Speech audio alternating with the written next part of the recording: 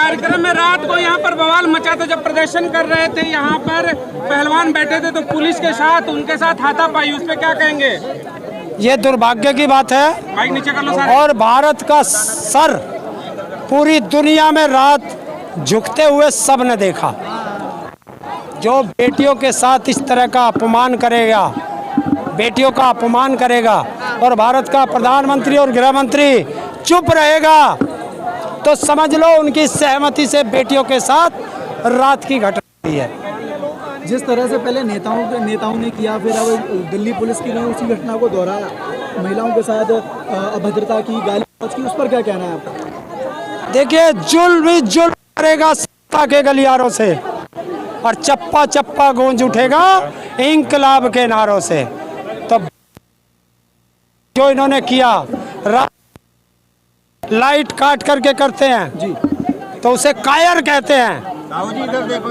और उन कायरों को सबक सिखाने के लिए उन बेटियों का परिवार मैदान में आ चुका है। 12 दिन की लंबी खामोशी सरकार की वजह क्या है? गिरफ्तारी से इतना क्यों? अपराधियों का साथ देना, अपराधियों के साथ खड़े रहना और भारत के प्रधानमंत्री का चुप रहना तो साफ जाहिर करता है कि अपराधियों का साथ भारत का प्रधानमंत्री और गृह मंत्री दे रहा है। मोदी चुप्पी क्यों नहीं तोड़ रहे हैं इस पे? मोदी जी चुप्पी क्यों नहीं तोड़ रहे हैं इस पे? यार चुप्पी, अब ये मैं कैसे बता सकता हूँ? ये तो तुम जानो, उनसे पूछ के देख लो। हरिंदर साहब के दिमाग में क्या आया जब आपने ये खबर रात में सुनी कि किस तरीके से जो पहलवानों की झड़प है पुलिस से हुई? क्या आपने सोचा, क्या आपका आने के लिए यहाँ पर मन हुआ? देखिए, सबसे पहली बात सोच की, तो सोच ये है कि बच्चे अपने अधिकारों के लिए लड़ रहे हैं और बच्चों को हिंसक करके उनका आंदोलन खत्म करने की रात साजिश रची गई थी। धन्य है बच्चे, उन्होंने उस साजिश को नाकाम किया और यहाँ आने की बात रही तो जिनकी बेटियाँ सड़कों पर हैं, तो आज देश का कोई एक नागरिक ऐसा नहीं होगा जो बेटियों के सम्मान में यहाँ ना आए। क्या देश के अंदर बेटियां सुरक्षित हैं?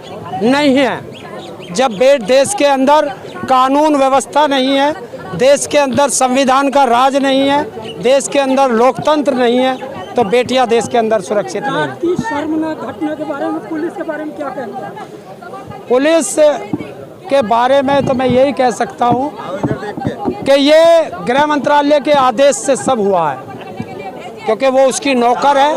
समाजवादी पार्टी सुप्रीमो अखिलेश यादव अब तक इस पे महिला पहलवानों पे कोई जो है अपनी प्रक्रिया नहीं दी, क्या कारण? अगर कोई ना बोल रहा तो इसमें मैं क्या कर सकता हूँ भैया? नहीं, आप तो मैं आदमी कहे जाते हैं। कौन कहता है खास? अखिलेश यादव के। क्यों खास? तो मैं मोदी का भी था। कहा जा रहा है ये प्रोपेगेंडा है सारा, किसका? तरीके से पुलिस से झड़प करना, क्या बयां कर रहा है? अच्छा, झड़प भी हम करें और सिर भी मारे फुटते हैं, ऐसा हो सकता है? पुलिस वाले भी तो छोटी लोग हैं। कौन हुआ? पुलिस वाले भी छोटे हुए हैं, कानून अरे हमला कर रहे हैं। अरे यार, तुम लोग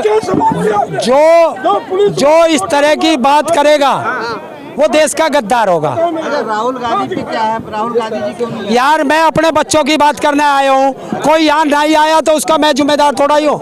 पहलवानों का अब ये धरना प्रदर्शन कर रहे हैं, यहाँ से हटाया जाए, बेड लाने की क्या जरूरत पड़ गई? बेड यहाँ पर लाए जा रहे थे, जो कि पुलिस मना कर रही थी कि यहाँ पर बेड नहीं डाल सकते। क्यों? गाजीपुर जैसा जो है तंबू बनाना चाह रहे हैं पहलवान। जब रात को गद्दे उनके खराब हो गए तो बच्चे सोएंगे कहाँ? और बेड वो फोल्डिंग आने से कौन सी कानून व्यवस्था खराब हो रही थी भाई? क्या? तो फिर धारा 144 में इतने लोग यहाँ कैसे हैं? ये बताइए, जब नरेश शिकायत किसान में आंसू बहा दिए थे, बहुत बड़ा आंदोलन बन गया था, बेटियों की भी आंखों से आंसू निकलवाए हैं, क्या लग रहा है कि ये भी बहुत बड़ा आंदोलन? तो ये बेटियां किसकी है? ये बेटियां भी तो हमारी है और हम अपनी बेटियों के लिए छोड़ देंगे? हमारी बेटियों की तरफ आंख उठाने वाले को ये देश कभी माफ नहीं करेगा। बीजेपी की सारी सड़कों को ब्लॉक कर दिया गया कि राजनीतिक दल के नेता यहाँ ना पहुँचे, इस पर क्या कहेंगे? कितनी भी सड़कें रोक लो, जब हमारे ट्रैक्टर इधर को चलेंगे तो वो कोई नहीं रोक सकता। बीजेपी की बेटी बचाओ बेटी पढ़ाओ की नीति का क्या हुआ? यार, ये बीजेपी से पूछो। नहीं, हमारी तो बेटियों के साथ अत्याचार हो रहा है और हम अपनी बेटियों के साथ खड़े हैं। जाके पूछो मोदी से, क्या उसे सुनाई नहीं देता? उसे दिखाई नहीं देता उसकी नाक के नीचे बेटियां 12 दिन से बैठी हैं? नेताओं का आरोप लग रहा है कि मोदी विरोधियों का मन सज गया है। बार बार ये आरोप लगाए जा रहे हैं। क्या मोदी विरोधियों का मन सज रहा है यहाँ पर। आप देखिए, जब हम किसान आंदोलन में थे तब भी कोई देश के अंदर कोई गाली कोई आरोप बचा था जो हमारे ऊपर ना लगा हो। अच्छा, लगने दो, ये भी तो हमारे बच्चे हैं। आरोपों से हम घबराते नहीं। और फिर एक वही डायलॉग था का कि मत छेड़ो बेटियों को, लड़ना मुश्किल होगा। और बेटियां अब के बैठ गई हैं जंतर मंतर पर। ऐसा इतिहास लिखेंगी कि मोदी तुझे पढ़ना मुश्किल होगा। कह रहे हैं कि किसानों पहलवानों के कंधों पर रखकर जो है अब अलग तरीके की राजनीति की जा रही है। देखिए, कौन क्या कह रहा है उससे हमें क्या लेना। हम सिर्फ दो व्यक्तियों से बात करते हैं, किस व्यक्ति से? या तो देश के प्रधानमंत्री से या देश के गृह मंत्री से। बाकी तो हम कुत्ते समझते हैं, कोई कितना ही भौंकता है, हम कुत्तों की भाषा समझते हैं। ब्रजभूषण ने पूरा पाला जो गेंद है मोदी और अमित शाह के पाले में फेंक दिया। अगर वो कहेंगे तो इस्तीफा दूंगा। और हम जब से कह रहे हैं कि मोदी और अमित शाह अपराधी को बचा रहे हैं, वो उसने साबित कर दिया कह के। अरे नेता ब्रजभूषण ने कहा था कि हम कोई रोटी थोड़ी खाते हैं यहाँ पर, ये शिलाजीत की, ये उनकी भाषा है। वो कह रहे कि आप इतना बड़ा आरोप लगा रहे हो एक पहलवान को। मैं तो इज्जत करता हूँ पहलवानों की। क्यों भैया, वे इतने सारे जो मुकदमे हैं वो किस चीज के हैं? हाँ। पहले भी तो मुकदमे हैं। ये एक लंबी अपहरण, हत्या, डकैती, बलात्कार, कौन सी ऐसी धारा है जो ब्रजभूषण पर नहीं लगी हुई? ब्रजभूषण का तो कहना है कि वो तो उन्होंने तो कुश्ती को बचाया है। यार एक चीज तो बता, हिंदुस्तान में ऐसा कोई व्यक्ति बता जिसने अपराध किया हो और उसने कहा हो मैं अपराधी हूँ। अपराधी फांसी के फंदे पर झूलने तक कहता है मैं अपराधी नहीं हूँ। आसाराम भी वही कहे, राम रहीम भी वही कहे, चिन्मयानंद भी वही कहे, और जो निर्भया कांड के आरोप वे थे अपराधी, फांसी के फंदे तक उन्होंने भी यही कहा था। तो पॉस्को एक्ट भारत के संविधान में है और उसमें है कि वो धारा लगते के साथ अपराधी जेल जाएगा। लेकिन तो क्यों नहीं जा? तो इसलिए मैं कह रहा हूँ भारत में संविधान नहीं है। ब्रजभूषण कह रहे हैं कि अब एफआईआर तो हो गया, अब घर जाइए। बीजेपी कह रही है किसान नेता और पहलवानों पर राजनीति कर रहे हैं। उन बीजेपी वालों से पूछ के आ कि तुम्हारे किसी नेता का बेटा है, किसी उद्योगपति का बेटा है, किसी ब्यूरोक्रेट का बेटा है पहलवानी में?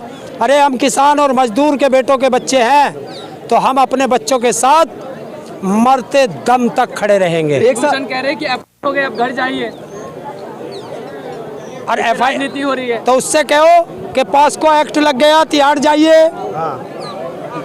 जिस तरह से ऐसा कहा जा रहा है कि मतलब बीजेपी की तरफ से हमेशा जो परिवारवाद जो था उसका विरोध किया गया, लेकिन यहाँ देखा गया कि कई जगहों पर ब्रजभूषण का दामाद, ब्रजभूषण का बेटा, ब्रजभूषण के मतलब चाचा तो लगातार मतलब कई पद उनको अहम पद मिले हुए हैं कुश्ती संघ के अंदर ही और कई मतलब सरकार के अंदर। तो उस पर आपका क्या कहना है? मेरा क्या कहना है, उससे पूछ जो परिवारवाद पर बोल रहे हैं। छाछ बोलने से बोल रहे हैं, छल्ली बोले जिसमें 72 छेद, ये मोदी से पूछ।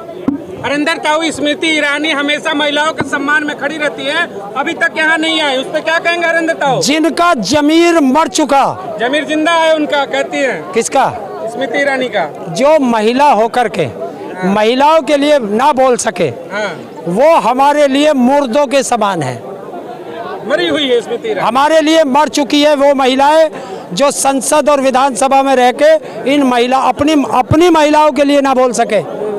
वो तो क्या कहूँ, मुर्दे के समान है। लेकिन यहाँ तो पहलवान भी दो फाड़ों में बढ़ चुके हैं, बहनें बहनें एक दूसरे का साथ नहीं। जो इन बच्चों के साथ खड़ा है वो देशभक्त है, और जो इनका विरोध करे वो देश का गद्दार है। कह रहे हैं पहलवानों का धंधा नहीं है, इस पर राजनीति हो रही है। राजनीति जो इन बच्चों के लिए गलत बोले वो देश का गद्दार है। राजनेताओं को आंदोलन में एंट्री देकर क्या लगता है कि फायदा होगा किसे? को? अरे यार एक चीज बताओ, वे जो राजनेता है जब ये विपक्ष में थे तो ये क्या हमारे यहाँ बेर काट खाना में थे? नहीं, पिछली बार मना कर दिया था ना राजनेताओं।